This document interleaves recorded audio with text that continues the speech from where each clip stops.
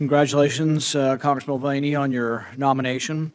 You said in your testimony that the number one priority, either yours or of the federal government, is to defend the country. Is that correct? I think it's one of the few things that are actually affirmatively stated in the Constitution. Admiral Mullins is a career military guy. Nobody would question his honor or whether he served honorably. Are you familiar with his statement when he said that the greatest risk to our national security is our debt? It was raised at my very first Budget Committee hearing in 2011, and it put the fear of God in me as soon as I got to Washington, D.C.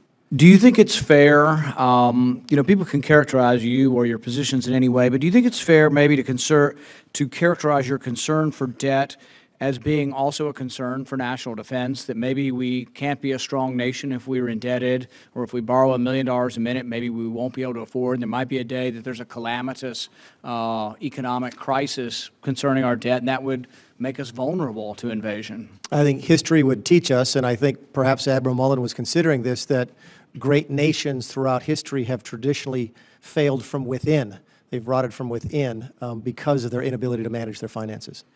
I think sometimes in partisan politics, people tend to question the motives of their opponents, and I think that's a mistake, and that we have many disagreements, Republican and Democrat, on how we fix things. Even among our own party, we have some disagreement on how to fix things, but I think that understanding that your motives are for your country, for defending the country, and that your concern over the debt is not over numbers, but over concern for the future of your country. When we talked about raising the debt ceiling, and much has been made about, oh, you were advocating for shutdown.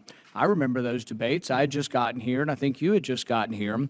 And the debates in 2011 weren't over advocates for shutdown. They were over whether or not we should reform the process at the same time we raised the debt ceiling. So there was a bill at that time that I believe you supported, cut, cap, and balance. And this was a bill that said, basically, we will agree to raise the debt ceiling. It's going to have to go up at some time. But when we have this big calamitous debate, we should try to fix things instead of doing the same old, same old. Some of the discussion has been over waste. I'm all for getting rid of waste and fraud. You know why it's been here forever? I remember as a kid in high school seeing the Golden Fleece Report. Senator Proxmire would talk about this waste. The reason it's here is we don't do our job. Our job is to pass the individual appropriations bill, and what do? We lump them all together in one enormous bill called continuing resolution, which I'm sure you voted against a few, as I have, because we don't fix the problem. But it doesn't mean we're against all the spending in government.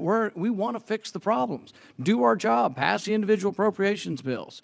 But I think the thing is that it's a mischaracterization, I think, of your position and many conservatives that we're for shutting the government down. No, we're for not keeping it open without reforming it. We want to reform it, and that when we have these debates and we come to a head, should it be easy to raise the debt ceiling? Some on the other side want to have the debt ceiling just go up automatically. In fact, the last time we raised the debt ceiling, they raised it without a dollar amount. They just said, oh, let it go up as much as it can for a year and a half.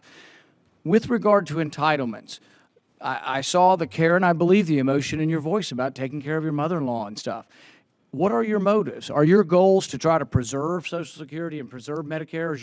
Are your motives to destroy the entitlements? What are your motives? I think I've said many, many times that the real risk we run is doing nothing, and by doing nothing, we will ruin those programs. We will make sure that when you and I retire, there'll be a 22% across-the-board reduction.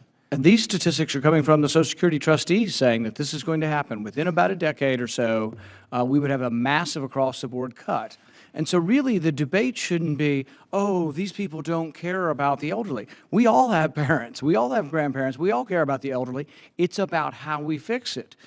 But I think what's really inexcusable are those who berate one side and say, oh, you don't care, when in reality, I think doing nothing shows a lack of caring.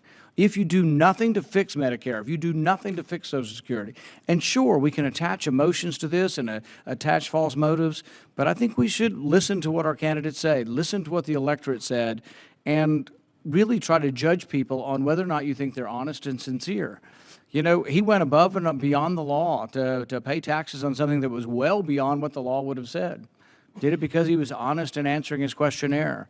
So I wish you the best of luck in your position. I hope people on the other side will not question your motives. We'll look at that it's a sincerely held belief that the debt is hurting the country, that the debt hurts our national defense, that if you could expand national defense and not add to the debt, that should be a commendable position, not something that we should denigrate. So I wish you the best of luck and going forward, and I think there needs to be a balance of concern for debt and expenditure, and I thank you for your service. Thank you, Senator. Thanks, Senator.